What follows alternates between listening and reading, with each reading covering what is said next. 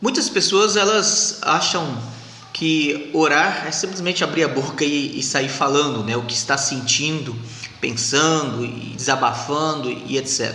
Embora é verdade que boa parte da nossa experiência de oração envolve desabafo, envolve clamar, envolve derramar o nosso coração diante de Deus, mas na verdade isso não pode acontecer de forma fortuita e impensada, né? A Bíblia sempre fala da oração como sendo uma comunhão.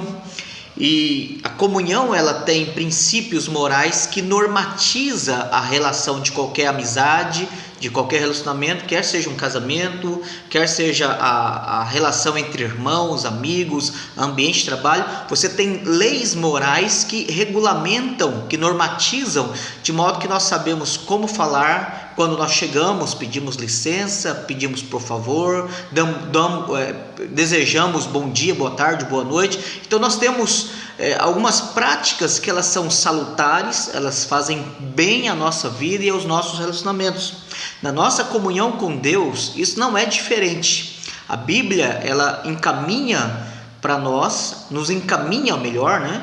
Para uma relação contínua com Deus. Por exemplo, lá em 1 Tessalonicenses, capítulo 5, verso 17, nós temos aqui um imperativo da parte de Deus para nós que diz: orai sem cessar. E quando nós pensamos em orar sem cessar, sem interrupção, algumas pessoas pensam, como que seria isso? Seria nós nos dedicarmos à oração somente 24 horas, ou melhor, enquanto estivermos conscientes e acordados, e nos desapegando de todos os outros afazeres e nos descomprometendo de todas as outras responsabilidades e atribuições? Parece que não é isso que o texto nos aponta. Orar sem cessar, de fato, envolve desde o momento em que acordamos, no decorrer do dia e no finalizar da nossa noite, nós estarmos num espírito de oração. Mas esse espírito de oração, ele envolve algumas necessidades, né? E o estudo que eu quero apresentar nesse momento, ele é baseado num livro de um puritano presbiteriano do século XVII, chamado Matthew Henry, que nasceu em 1662 e faleceu em 1714. E em 1710 ele escreveu um livro chamado Um Método para a Oração, né? Esse livro já tem uma edição recente, inclusive em inglês, editada pelo O. Palmer Robertson. Eu tenho ele apenas em e-book, apenas em formato digital. Mas é um livro rico, é um livro que durante um século e meio ele foi um dos mais vendidos na Europa e também nos Estados Unidos, né? Tamanha era a importância dele. E é um livro que trabalha de forma muito devocional, apresentando um dos melhores aspectos da espiritualidade ou da piedade puritana, né? Especialmente por um daqueles que era um profundo conhecedor das Escrituras. Matthew Henry, obviamente, ele é conhecido inclusive no Brasil, não só nos Estados Unidos, na Europa, mas no Brasil, como sendo um dos melhores comentaristas bíblicos, né? A CPAD, Casa Publicadora Assembleia de Deus, curiosamente, publicou os seus comentários de Gênesis e Apocalipse, né? Então você tem o comentário completo de Matthew Henry em português, publicado pela CPAD, que é a obra mais famosa dele, mas ele tem vários outros livros menores, como por exemplo o Método para Oração, em que ele, preocupado em orientar as suas ovelhas, né, que era um rebanho de aproximadamente 350 pessoas, não era uma igreja expressivamente grande, em que ele pregou uma série de sermões falando do método da oração. Então nós devemos pensar em orar, em manter a nossa comunhão com Deus, orar sem cessar, de uma perspectiva consciente, metódica, em que nós temos princípios, nós temos que ter autodisciplina, né? E necessariamente nós não precisamos parar, né? Obviamente nós temos nosso momento devocional. Alguns fazem suas devocionais, por exemplo, pela manhã, outros no horário do almoço, outros antes de dormir, e isso independe. Não, esse estudo e esta proposta de Matthew Henry não tem a ver com o momento devocional em que você separa um tempo com a Bíblia, lê e ora. É claro que este momento de devoção, que o nosso Senhor Jesus, inclusive lá em Mateus capítulo 6, diz: entra no teu quarto em secreto, ora ao Pai, e ao teu Pai em secreto lhe responderá, né? Então nós não estamos falando desse assunto, nós estamos falando de manter um espírito de oração, de manter uma disposição mental de oração, manter um compromisso de oração em decorrer de todo o dia, porque afinal de contas todos nós trabalhamos, temos afazeres, temos compromissos, mesmo aqueles que estão agora se dedicando ao home office, né? O trabalho em casa, levando o escritório para casa dentro de um trabalho virtual pela internet, e cumprindo as suas responsabilidades, mas o tempo todo, quer estejamos em home office, ou quer estejamos no ambiente de trabalho, quer estejamos concentrados com uma tela do computador, ou quer esteja lidando com pessoas o tempo todo, né, na frente, em comércio, talvez no hospital, quer em vendas ou em qualquer outra situação, nós precisamos manter o que nós costumamos chamar de manter em espírito de oração. E é isso que Matthew Henry, nesse livro Método de Oração, publicado em 1710, ele propõe, e é isso que nós estaremos analisando nesse momento. Então, o primeiro texto que nós meditaremos se encontra em Salmo capítulo 5, verso 3. Salmo 5, verso 3. E a palavra do Senhor diz assim: de manhã, Senhor, ouves a minha voz, de manhã te apresento a minha oração e fico esperando. De manhã eu lhe apresento a minha oração e fico esperando. Então, é interessante que nós comecemos o nosso dia já em espírito de oração e pedindo que Deus nos, quando levantamos da nossa cama, quando vamos ao banheiro escovar os nossos dentes e cuidar de toda a nossa higienização e nos vestimos para o trabalho, para os nossos compromissos, e nós já tenhamos em mente que o dia começa diante de Deus, né? Uma expressão muito comum usada pelos reformados é a expressão latina coram deo, né? E a expressão latina coram deo significa estar conscientemente diante de Deus. O tempo todo nós sabemos que Deus está nos avaliando, e por causa do temor a Deus, consciente de diante de quem nós estamos e quem nós somos, nós temos a responsabilidade de medir cada um dos nossos passos, cada uma das nossas palavras, cada uma das nossas decisões, cada uma das nossas atitudes precisam ser lembradas que estão diante de Deus. Lembrando que todo o nosso corpo é oferecido como um sacrifício vivo de culto, que é o nosso culto racional, segundo Paulo, lá em Romanos capítulo 12, verso 2. Aqui então, nós temos o início do dia, pela manhã, nós ouvimos, o Senhor ouve a nossa voz, e de manhã nós apresentamos a nossa oração. E como que nós podemos começar o nosso dia? Em primeiro lugar, nós devemos lembrar que nós devemos começar, como eu disse, todas as nossas relações de amizade, casamento, relação familiar, ambiente de trabalho, nós temos de fato uma relação pessoal, educada com as pessoas. Nós não entramos numa sala onde há pessoas como se ali não estivesse ninguém. Quando nós chegamos, nós falamos boa tarde, bom dia, boa noite, com licença, né? Nós executamos uma formalidade de respeito, de modo que consideramos cada pessoa no ambiente e reconhecemos o nosso vínculo de amizade ou de boa relação fraterna com elas. Nós devemos lembrar que Jesus é o amigo verdadeiro. Quando nós começamos o dia, nós devemos lembrar que, Senhor, bom dia, né? Embora o livro não é uma boa referência, porque contém muitos erros doutrinários, mas um autor na década de 90 teve o seu livro muito vendido porque ele colocou o título, e a vendagem se deu mais por causa do título do que por causa do conteúdo. Bom dia, Espírito Santo, né? Então é verdade que nós devemos começar o dia dizendo ao Senhor: Senhor, nos abençoe nesse dia. O Senhor que é o sumo bem, o Senhor que é a fonte de toda alegria, o Senhor que é o provedor de toda graça, o Senhor abençoe o meu dia para que ele seja bom, para que eu possa ter bondade do Senhor e desejar bênção e dar realmente bom dia as pessoas, né?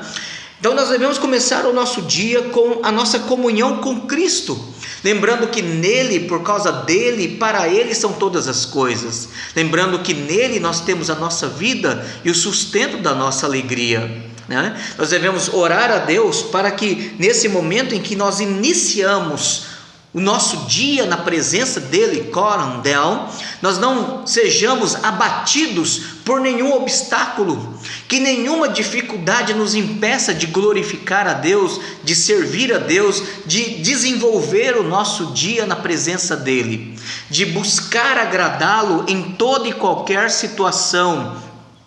Nós devemos então buscar nesse sentido a comunhão com Cristo e na dependência dele saber que em Cristo nós somos mais do que vencedores e que nenhum obstáculo nos impedirá de glorificar o seu nome e de depender dele e de estarmos então vivendo para a sua glória e para o louvor do seu nome.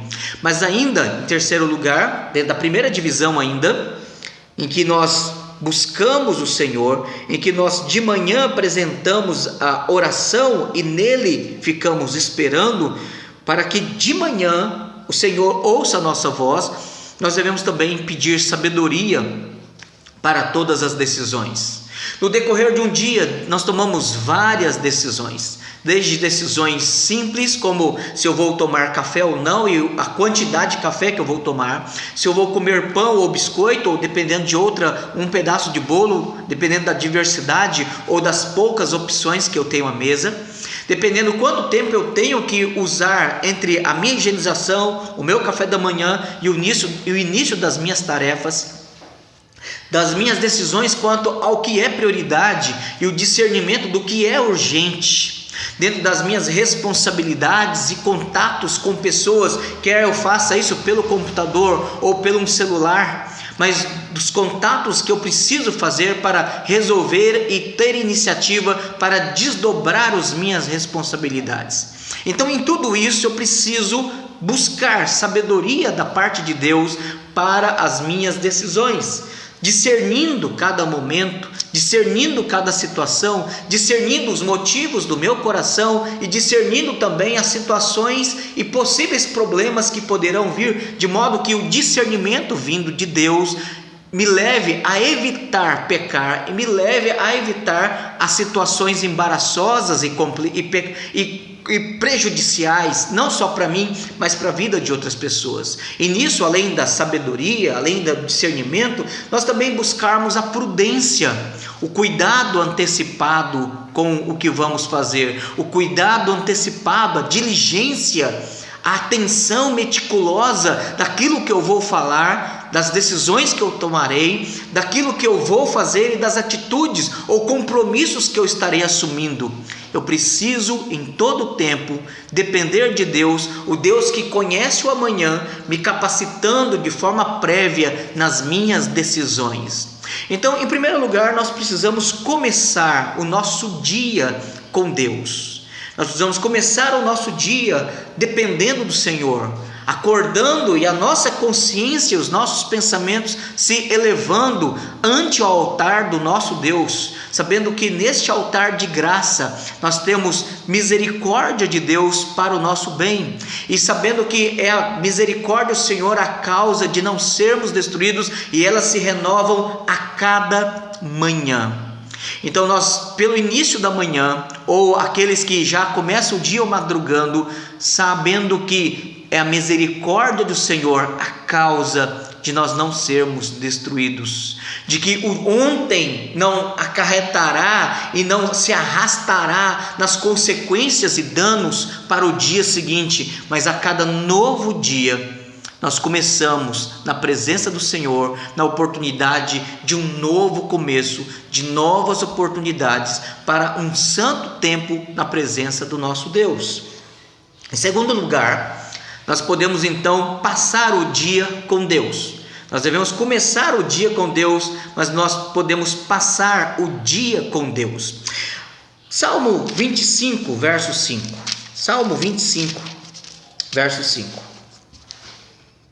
A palavra do Senhor diz assim, Salmo 25, verso 5: Guia-me na tua verdade, ensina-me, pois tu és o Deus da minha salvação, em quem eu espero todo o dia, em quem eu espero o decorrer do dia todo, em cada momento em que, a partir do meu acordar, do desenvolvimento em que as coisas vão acontecendo na parte da manhã e ao chegar ao meio-dia e o desenvolver para o final da tarde, todo dia, diz aqui o salmista, eu espero no Senhor, eu espero no Deus da minha salvação, para que Deus me guie na tua verdade e que Ele me ensine, e para que eu possa aprender em todo momento. Lembrando que nós somos discípulos do Senhor Jesus, e discípulo é aquele que é ensinável. O tempo todo nós estamos aprendendo com todas as coisas. Deus em tudo nos ensina. Ele pode nos ensinar desde situações da criação, como Jesus contando lá no Mateus capítulo 6, ele menciona os lírios do campo, que nem Salomão em toda a sua glória se vestiu como eles, ou como os pardaizinhos que moram nos beirais das nossas casas, e eles têm alimento suficiente no Senhor para todas as suas reais necessidades. Nós vemos o cuidado do Senhor em todo momento. Nós vemos Deus livrando pessoas, nós vemos Deus entregando pessoas a sofrimento, nós vemos Deus sustentando pessoas e às vezes entregando pessoas a situações de aperto e de dificuldade, mas em tudo isso nós vemos a boa mão do Senhor. Ele é o Deus da providência. Então, no decorrer do dia, em que nós passamos o dia com Deus, desde manhã ao meio-dia e do meio-dia à tarde, diz o texto que nós precisamos conhecer o Senhor, nós precisamos ser ensinados nas suas veredas, nós precisamos então depender dEle, porque Ele é o Deus da minha salvação. O tempo todo Deus está nos salvando, o tempo todo Deus está nos protegendo, e é por isso que nós oramos para que Deus Ele nos livre das dificuldades no decorrer do dia, dificuldades de pessoas más, dificuldades de acidentes, dificuldades de problemas, dificuldades de não conseguir resolver situações, de não conseguir estudar o suficiente, de não conseguir aprender.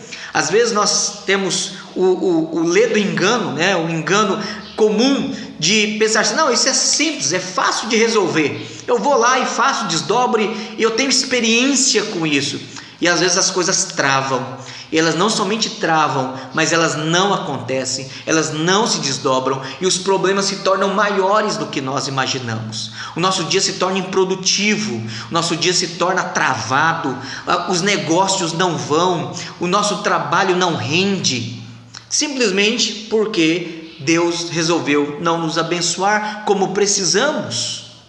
E nós precisamos então, em todas essas situações, rogar a Deus que Ele nos livre das dificuldades dos dias e que Ele nos dê força para vencê-las, caso Ele coloque essas dificuldades diante de nós, e para que tenhamos o exercício do fruto do Espírito.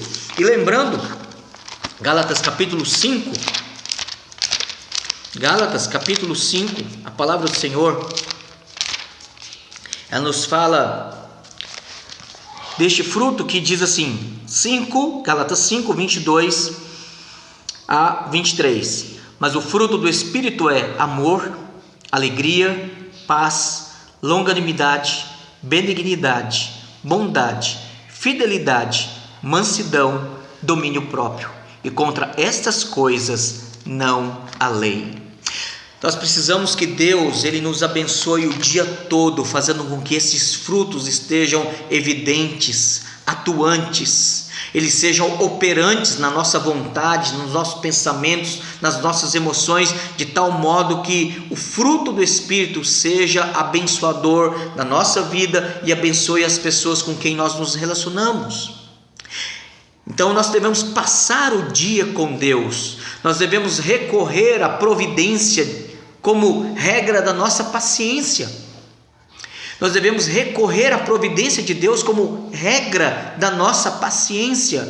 Quando nós somos afetados por um problema, por uma angústia, por uma truculência de alguém, pela provocação de alguém, por um mal, por algo que nos desestabiliza, por uma notícia que pode tirar o nosso chão, nós devemos lembrar nesse momento que é a providência de Deus quem cuida de nós.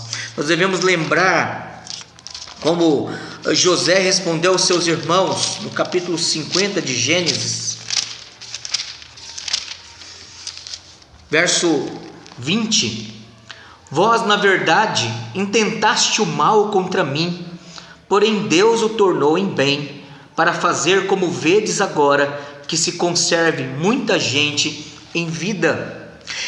Nós precisamos recorrer à providência, em vez de o nosso coração se amargurar, em vez de nós queremos reagir de forma hostil, rivalizando, tentando revidar as provocações e os ataques de qualquer situação ou de qualquer pessoa, nós devemos sossegar a nossa alma diante do Senhor e recorrer à providência dele como regra da nossa paciência. A nossa paciência precisa ser governada por um Deus que faz com que todas as coisas cooperem para o bem daqueles que amam a Deus, daqueles que são chamados segundo o seu propósito. Então nós precisamos não somente pedir que Deus nos livre das dificuldades, mas se Ele nos der, nós devemos então depender dEle para vencê-las e suportá-las. E ainda nós devemos recorrer à providência de Deus como a regra, como a norma da nossa paciência. A nossa paciência, ela precisa ser exercida sabendo que o Deus da providência está dominando sobre nós, que Deus está cuidando de nós, que nada nos faltará, inclusive o que é necessário para polir o nosso caráter e moldar as nossas virtudes, as virtudes que Deus nos dá. Em terceiro lugar, da segunda divisão, onde falamos que nós devemos passar o dia com Deus, nós devemos lembrar que Deus governa a vida e a morte, e Deus governa o bem e o mal, né? Nós devemos lembrar que a nossa vida pertence a Deus. Lá em Romanos, é um texto que eu gosto, esses dias atrás nós fizemos uma meditação nesse texto. Romanos, capítulo 14, verso 7 ao verso 8, diz assim: Porque nenhum de nós vive para si mesmo, nem morre para si mesmo. Porque se vivemos para o Senhor, vivemos, e se morremos para o Senhor, morremos. Quer pois vivamos ou morramos, somos do Senhor. Então nós devemos lembrar que Deus governa a vida e a morte. A vida de todas as pessoas estão na mão do Senhor. As coisas boas que acontecem com alguém ou conosco, as coisas más que acontecem com alguém ou com qualquer pessoa ao nosso redor ou do nosso conhecimento, isso está debaixo do governo de Deus.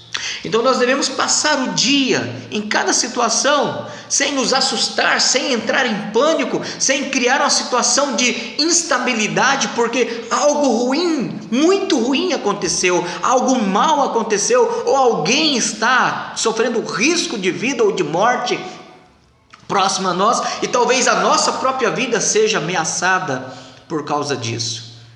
Mas nós devemos lembrar que Deus é quem governa a vida e a morte. E nós não vivemos para nós mesmos, nem morremos para nós mesmos, mas nós vivemos e morremos porque nós somos do Senhor. Mas ainda nós devemos lembrar que o desenvolvimento no nosso dia, enquanto trabalhamos, porque a palavra de Deus diz que o trabalho é uma virtude, né? Algumas pessoas pensam que o trabalho veio como maldição da queda. Isso não é verdade, porque Adão antes da queda trabalhava. O que veio como resultado e maldição da queda foi sobre o trabalho, foram as dificuldades que vieram sobre o trabalho. Então, desde Adão, pós-queda, até os dias de hoje, até a vinda de Cristo, o trabalho será árduo. Nós produziremos, nós teremos lucro, nós cresceremos, nós prosperaremos debaixo do suor do nosso rosto, com dificuldades. Nós não teremos o retorno tão próspero quanto o nosso trabalho poderia produzir, porque este mundo ainda geme debaixo da maldição. Mas o trabalho faz parte do nosso chamado. Deus nos chamou para sermos produtivos, para trabalharmos, para prosperarmos, para crescermos, para cultivarmos a terra e assim dominarmos sobre ela. E deste modo, quando nós trabalhamos, nós devemos lembrar que tudo, e aí as nossas orações, enquanto executamos os nossos afazeres, deve ser pedindo força para fazermos. Para que não sejamos tomados pela preguiça, pela procrastinação, pela ociosidade, pelo prazer da improdutividade, mas sejamos incomodados pelo próprio Deus, de modo que sejamos produtivos, de modo que tenhamos não só o suficiente e com abundância para a nossa casa, mas tenhamos o suficiente para ajudar aqueles que necessitam. Ainda no desenvolvimento do nosso trabalho, devemos rogar a Deus não somente forças para fazer, mas zelo no cumprir, para que tenhamos força em fazer, mas sejamos zelosos no cumprimento, de modo que tudo que nos vier à mão para fazer, façamos como para o Senhor. Colossenses, Paulo falando aos Colossenses das várias virtudes,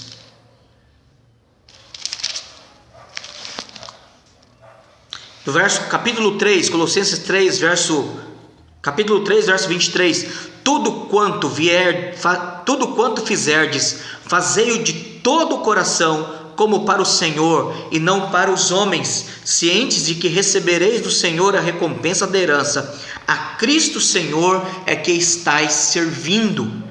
Então, quando nós formos ao trabalho, quando nós nos lançarmos às nossas tarefas, nós possamos lembrar de orar a Deus para que Ele nos conscientize, não somente com a força que Ele nos dá para fazer, mas que tenhamos zelo no cumprir, dando qualidade em todos os detalhes do nosso trabalho, mas que lembremos acima de tudo que a motivação do nosso trabalho não é apenas ganhar dinheiro, não é apenas produzir uma boa reputação, não é apenas ter garantia de um emprego ou do sustento de cada dia, mas que a motivação maior, predominante e envolvendo todos os fatores seja a glória de Deus. Em último lugar, desse segundo ponto, nós devemos lembrar da dependência de Deus na proteção. Romanos 8, verso 36, o apóstolo Paulo nos lembra que no decorrer do dia nós temos dificuldades, nós temos a providência de Deus, nós temos o governo de Deus sobre nós, nós temos o desenvolvimento do nosso trabalho, mas nós devemos em todo e cada momento lembrar que nós dependemos da proteção do Senhor. Em Romanos 8, 36, a palavra de Deus diz assim: como está escrito, por amor de ti somos entregues à morte o dia todo. Então, desde o momento em que nós amanhecemos e no decorrer do dia até o anoitecer, o tempo todo, o dia todo, diz a Escritura, nós somos entregues à morte, fomos considerados como ovelhas para o matadouro. Mas o que nos consola é saber que em todas essas coisas, porém, somos mais que vencedores por meio daquele que nos amou. Assim, o Salmo 25, verso 5 diz: preparas-me. O Salmo 25, verso 5 diz: guia-me na tua verdade e ensina-me, pois tu és o Deus da minha salvação, em quem eu espero todo o dia. Em terceiro lugar, nós temos então que terminar o nosso dia com Deus. Primeiro, nós começamos o dia com Deus, Salmo 5, verso 3. Segundo, nós passamos o dia com Deus, Salmo 25, verso 5. E agora nós encerramos o dia com Deus, Salmo 4, verso 8. Salmo 4, verso 8. E a palavra de Deus diz assim: em paz me deito e logo pego no sono, porque, Senhor, só tu me fazes repousar seguro. Em paz me deito e logo pego no sono. Algumas pessoas, e talvez você e eu já tive algum momento essa experiência, de deitar e ser tentado a pensar em todos os problemas do dia seguinte, e tentar em planejar como resolver todos os problemas do dia que ainda virá, ou dos dias que ainda virão, porque às vezes o problema é tão grande que um dia não será suficiente para resolver. E aí nós já começamos a preocupar como que nós mataremos os gigantes dos dias seguintes. Mas a palavra de Deus aqui nos diz que nós devemos deitar em paz. E a paz aqui não é apenas a paz, a palavra shalom no hebraico, ela não é uma palavra que significa apenas ausência de conflito, né? Pelo contrário, shalom significa que mesmo em meio de conflitos, mesmo em meio de problemas, de perturbações, a fonte da nossa segurança, a fonte da nossa bênção, a fonte da nossa prosperidade, a fonte da nossa vitória está no Senhor dos Exércitos, que luta as nossas batalhas. E conforme o Salmo 144, ele diz: bendito seja o Senhor, rocha minha, que me adestra os dedos para a batalha, que me adestra as mãos para a batalha e os dedos para a guerra. Minha misericórdia e fortaleza minha, meu alto refúgio, meu libertador, meu escudo, aquele em quem confio e quem me submete, o meu povo. Então nós temos a certeza do cuidado do Senhor, porque Ele cuida de nós. Então nós podemos encerrar o nosso dia, chegar à noite, contar, avaliar o decorrer, ver como que o dia foi passado na presença do Senhor. E aí nós podemos, primeiro, nessa terceira divisão, exercer gratidão por todas as realizações do dia. Quer tenhamos cumprido além daquilo que nós planejamos, ou quer tenhamos feito somente aquilo que nos dedicamos, ou quer não tenhamos conseguido desenvolver o nosso trabalho e tenhamos que agora recorrer ao dia seguinte para cumprir todas as nossas tarefas. Mas nós devemos lembrar que a gratidão deve estar enchendo o nosso coração.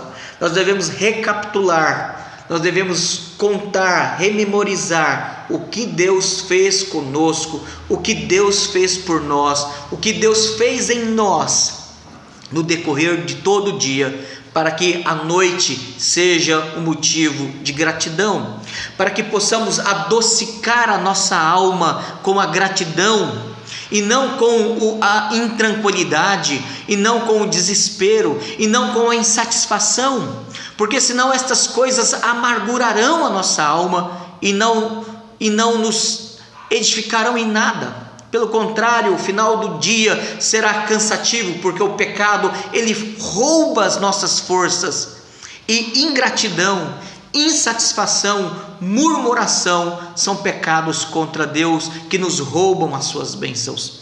Nós devemos então finalizar o nosso dia com gratidão. Em segundo, nós devemos finalizar o nosso dia com o consolo do Senhor nas nossas perturbações, porque é possível que terminemos o nosso dia abatidos, tristes. E é verdade que Eclesiastes 3 diz que há momento de alegria e momento de tristeza, momento de sorrir e tempo de chorar. E é possível que Deus nos dê algumas noites em que nós estaremos abatidos, entristecidos, chorosos, mas buscando e dependendo dEle, glorificando, agradecendo, reconhecendo o seu cuidado.